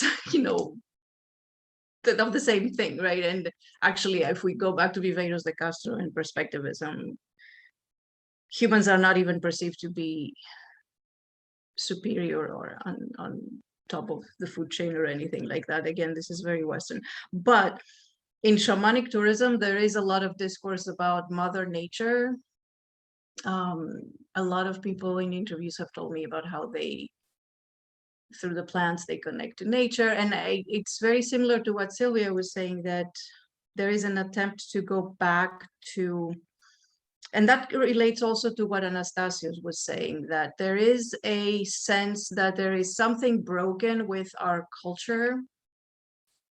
And I think if there's anything that this pandemic showed us is that, yeah, there's really like multiple things that are broken, and people are grasping at whatever they can to heal from like all the evils of, you know, colonialism or different types of trauma that capitalism has created, right? And neoliberalism. And yeah, it always goes back to, yeah, if we are closer to nature, maybe we will go back to a time where these problems were not ruining our lives. So there is that. But again, the question is, though, sometimes I'm really cynical. Although these concerns are really legitimate, I think people are suffering, right, and they are trying to heal. But at the same time, this is still happening within the same capitalist model and the same capitalist framework that has created this problem. So I don't know how, you know, and like Sylvia was saying, if you look at nature as a tool to fix something, or, you know, or selling workshops, or, you know, like Denise was saying, does this really, I guess what I'm trying to say, this is not radical enough, because it's not going at the root of the problem, which is our systems and our frameworks, right? This is still operating within those frameworks. So yeah, there is an ecological crisis, there is a cultural crisis, there is a spiritual crisis, but are we getting at the root of the problem? I'm not quite sure. Thank you.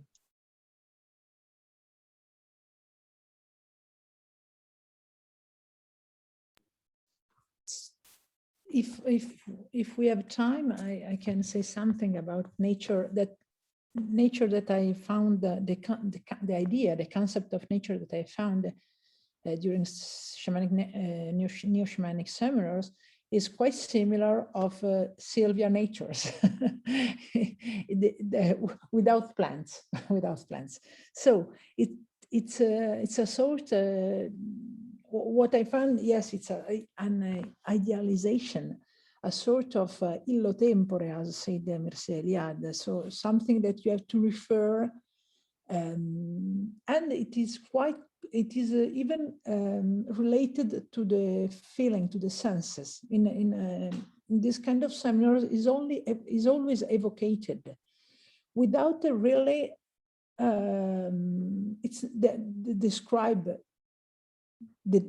what kind it is, this nature. It's a sort of meta entity, we can call it, a supra entity that is that involved all people who are taking part of on seminars. And I don't know, I would like to, after what Evgeny and Sylvia are saying, I have to think more more about what is the real matter with nature in our culture. Okay, we have ecological problems, okay, we know, but there's something more. Why we continue to evocate this kind of nature as a sort of salvation? Where it comes from romanticism, maybe. It's but why nature? Why this kind of nature that is? Because in reality, nature is quite aggressive. It's quite dangerous if we can see really what is nature in reality.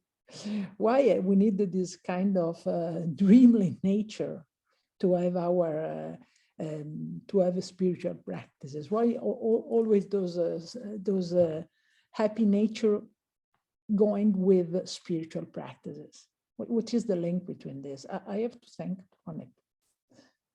So, do you have any more questions?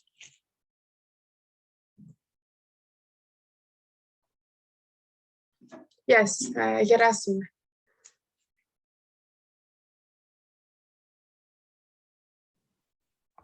Hello, everybody. Thank you very much for the papers and the discussion. I have one question. It's related to the politics of the whole thing. I mean, I don't know these ethnographic fields very well, but I would imagine that in the same environment, there would be more than one shamanistic group. Now, some of them may have somehow moved towards this kind of neo-shaman thing, and the tourist industry and all this stuff that was explained very well, whereas others have remained somehow more to the indigenous, if there is such a distinction between an indigenous and a non-indigenous category. I wonder why this has happened. I mean, why certain groups did that, and if they gained somehow a kind of political valence by doing this, because in terms either of authenticity or in relation to other groups. The reason why I asked this question is because I was rereading recently the classic book by Tausig, Shamanism and Colonialism of the Wild Man. And there he talks a lot about the relations between different groups.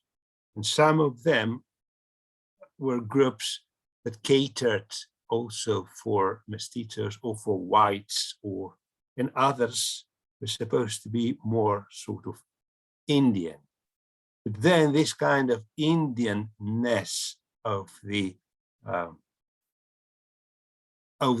groups that cater for the white and the mestizo population somehow got their blood back, in a sense, presenting, showing, or showcasing the Indian, let's say, indigenous power.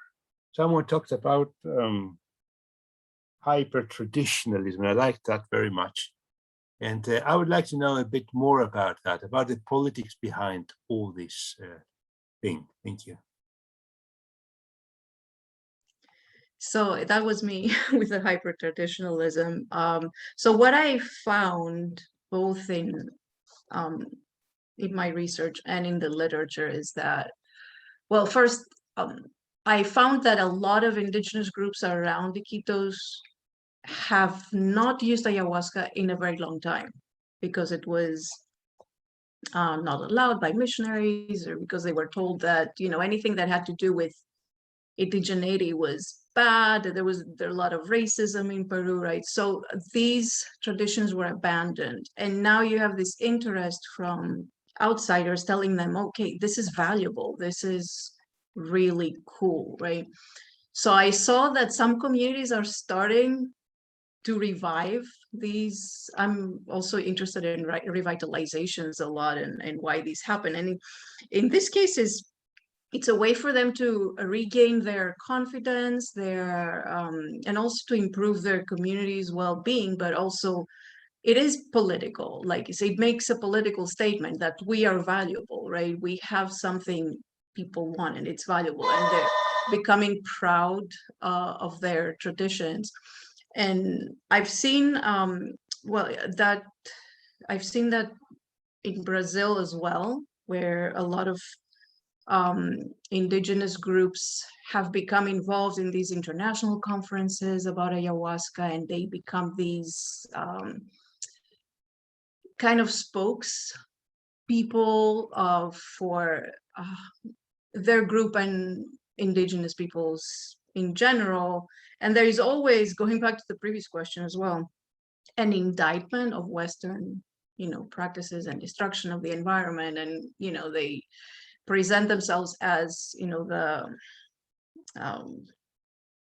the holders of ancient knowledge, and at the same time, the protectors of nature. And there's a lot of that discourse, and it's really fascinating. I've even heard and read about groups who didn't traditionally use ayahuasca, and they are using it through these networks with other indigenous groups. They're using it to rediscover their traditions that have been lost, due to colonialism. So it's really fascinating, and there's a lot to be said, but yeah, I will I will leave it at that. Thank you.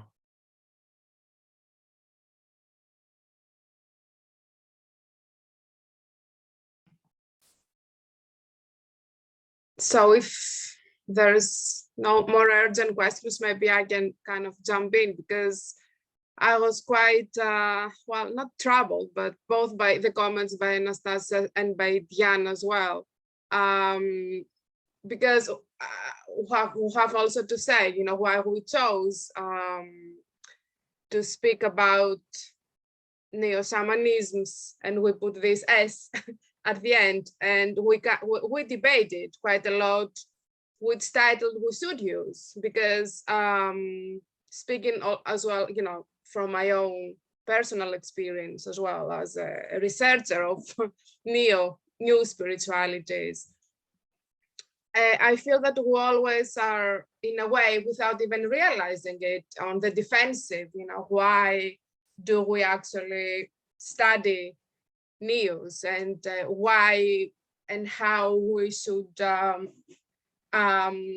well, explain what is happening between the neos and the indigenous, you know, between neo-shamanisms and the indigenous shamanisms, and try to break all these boundaries, or explore them better and transcend them in many ways. So I'm a bit hesitant, and I think it would be very interesting to hear, you know, Sylvia, Denise, and Evgenia also address this, what Diana said about using shamanism in, you know, to talk about indigenous shamanisms, and use shamanisms to talk about neo-shamanism. Sorry, Jenny, no, I was proposing something different, to use, to Understand. adopt the idea that traditional, let's say, indigenous shamanism doesn't exist, only shamans exist. And Right. while shamanism is to me, is a concept that for neo-shamanism is really appropriated.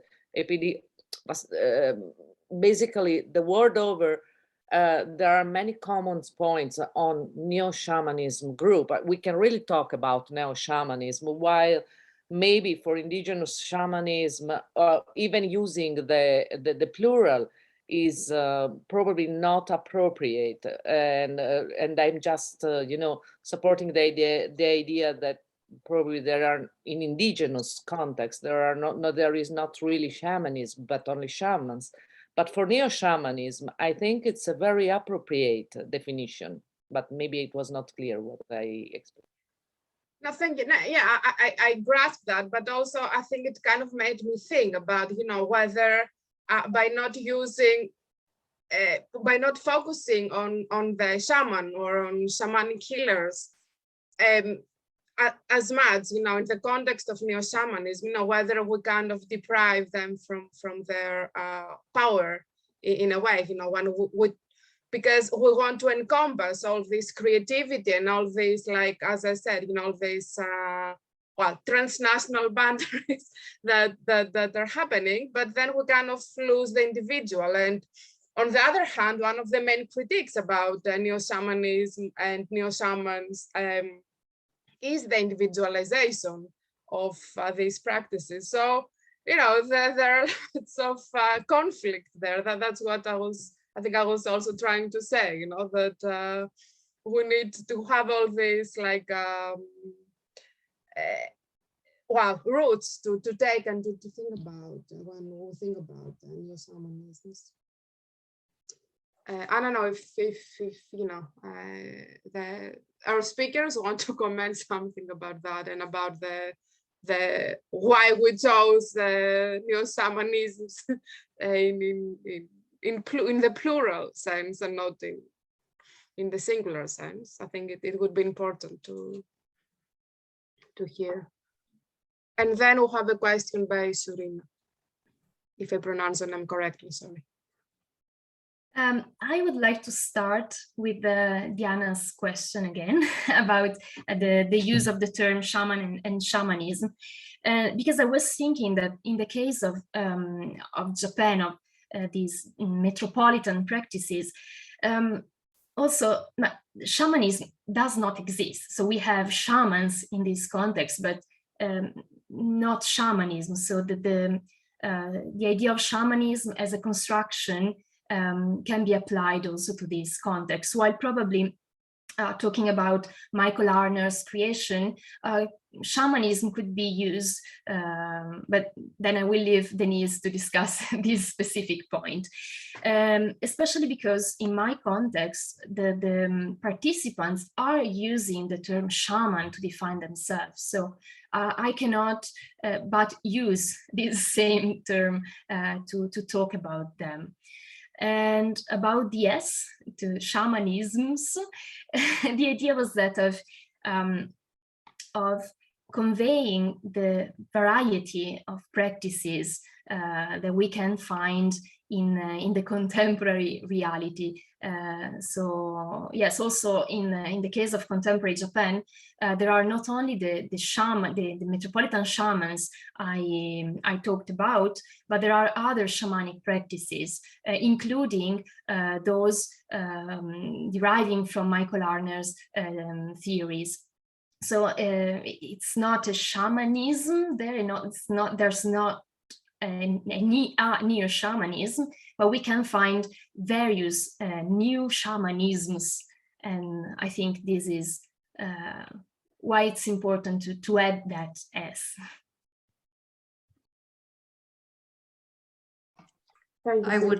I would also like to add, yeah, that this is probably something I should have started with, but yeah, shaman is probably not even it's not accurate in what I was discussing, right? Traditionally, these practitioners, they had other names, they are local names. Each ethnic group had their names. There's also different specializations in Amazonia, people who specialize in different things.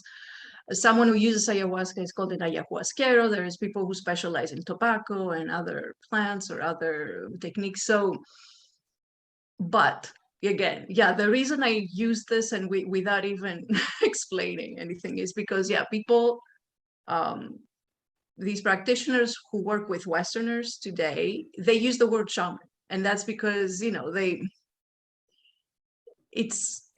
shamanism, I'm sorry to say, after a whole roundtable about shamanism, yeah, I agree with Sylvia that shamanism doesn't exist and it's a construct. And actually, scholars have created this construct, right? I blame Eliade primarily, who created this whole idea about what a shaman is.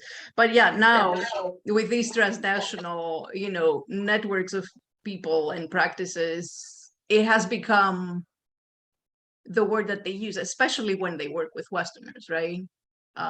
When you're at a more local level, they might use different words, but it's really interesting, and it goes back to what I said about how we're all co-creating this, and scholars are definitely part of it. Thank you, Viania. Surana, would you like to?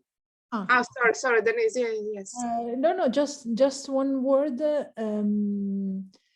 That Western practitioners are always identified by their name rather than their function.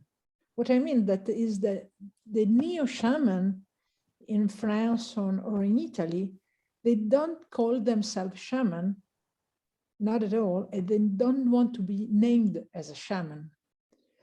While the Mexican shaman presented himself as a shaman, but when I was in Mexico, he wasn't considered as a shaman by his his community. So who could say I'm a shaman? Carlo Ginzburg, in his last publication, started his article, I have never met a shaman. And I think that is one of the most important centered sentence talking about shamanism. could we talk about shamanisms? This is another question. We need another roundtable, I think. Well, we still haven't figured out whether we should use neo in the front of the shamanisms or not. So we need plenty of roundtables to address that more. Yeah, so we're already reaching at 7 o'clock. So let's have our last question. Yes, please.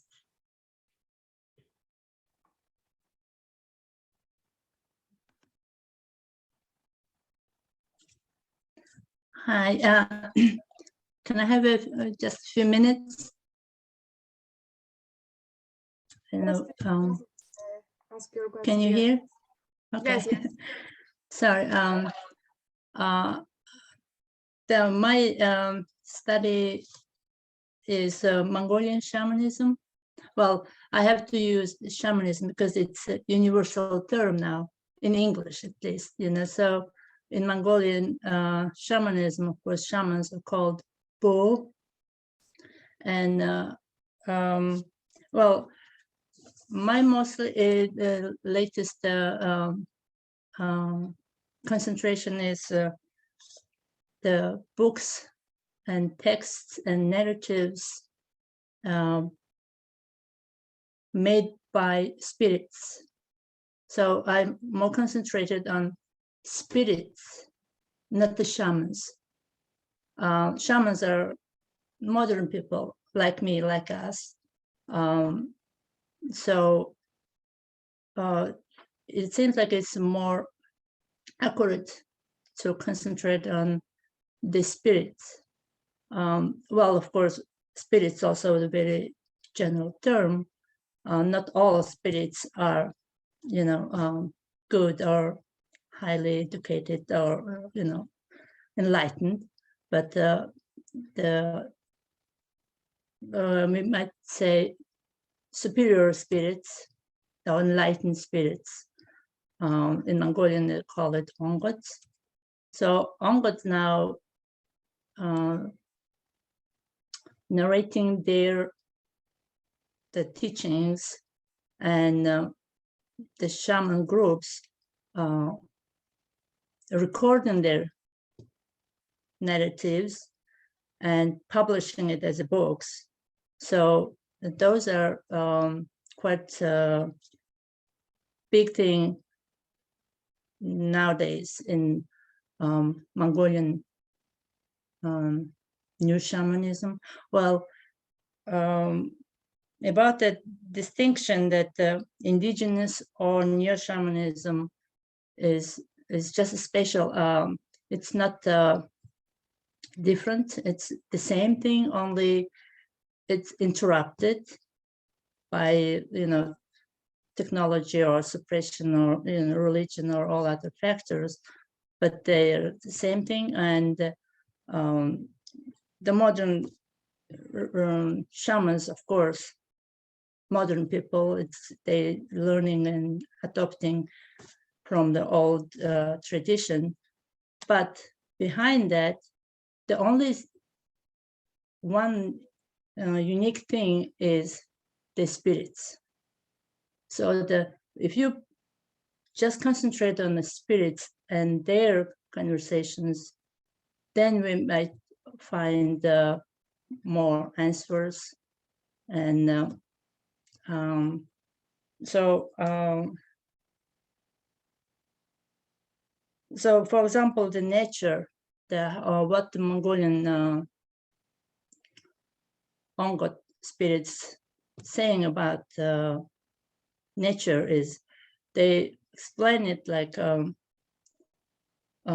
origin of the humans and how the earth, you know, created, and how humans created, and then everything that humans live, interact, is all nature, and everything has their own spirits, and that's why the nature is alive, entirety, and how the humans have to treat nature is very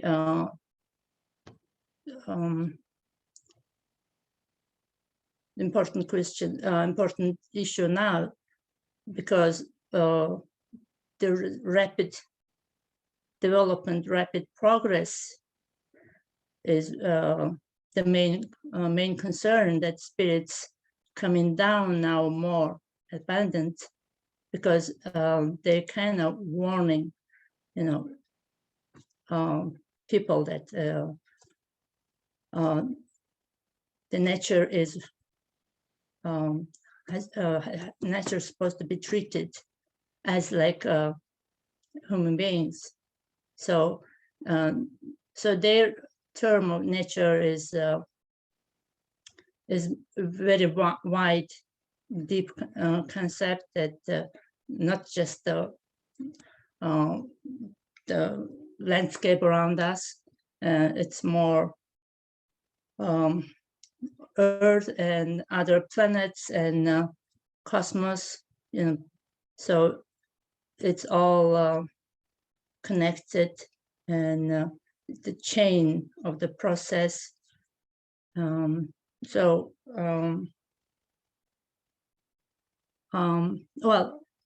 my input is just short, and that I'm sorry, I wasn't really prepared. So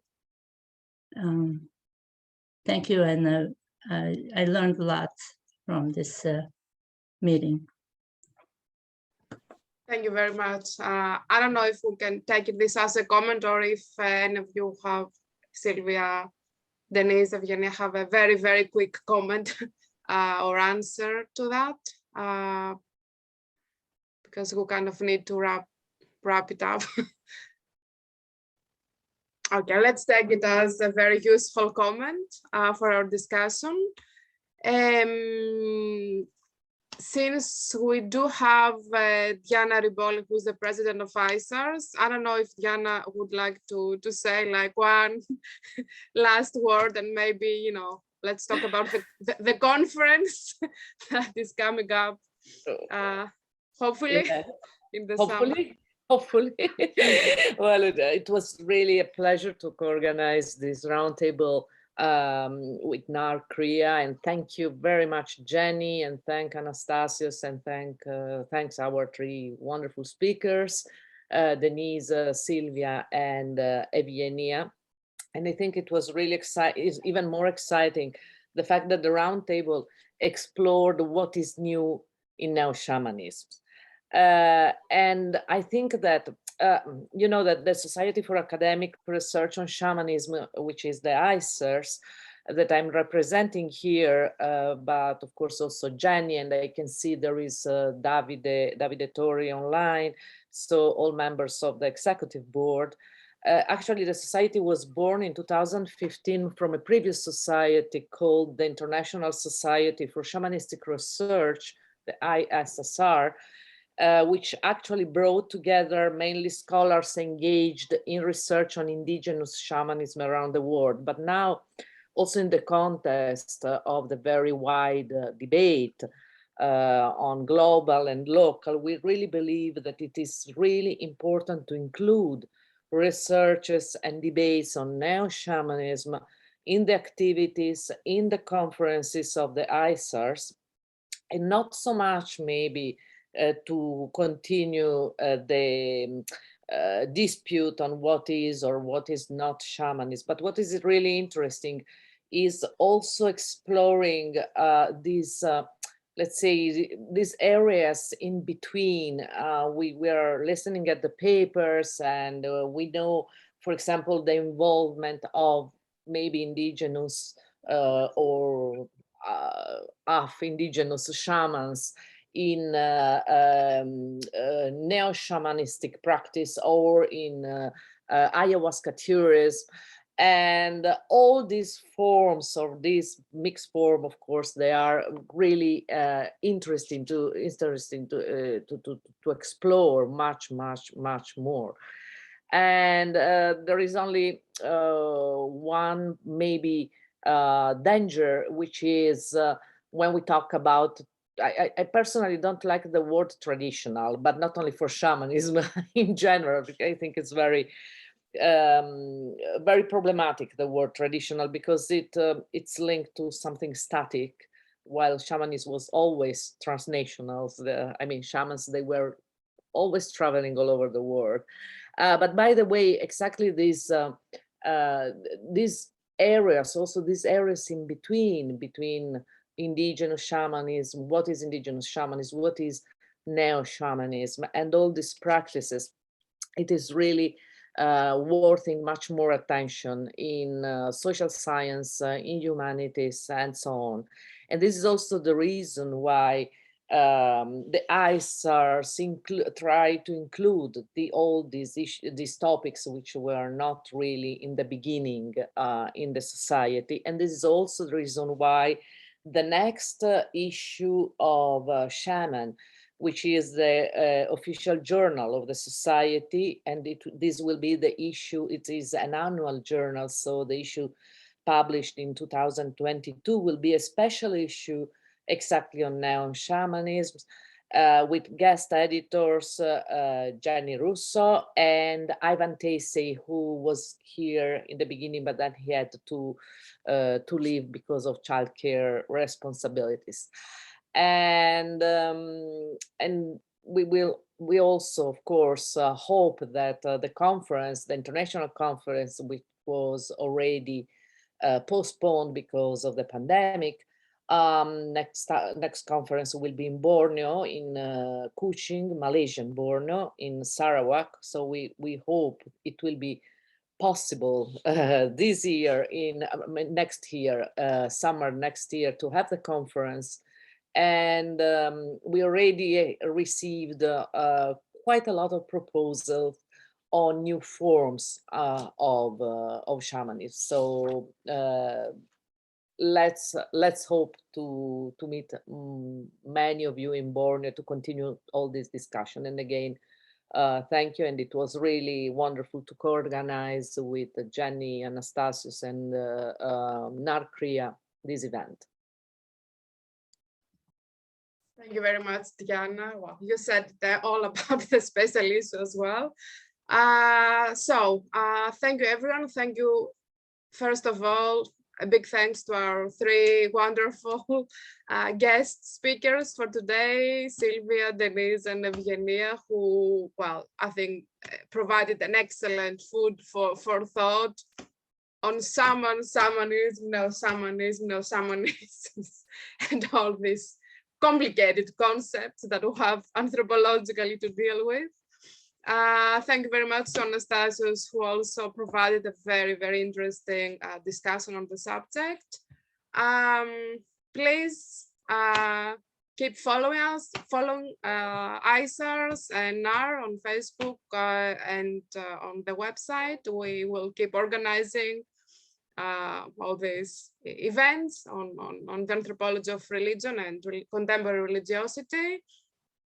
And hopefully, we'll be able to collaborate again with ISARS in the near future.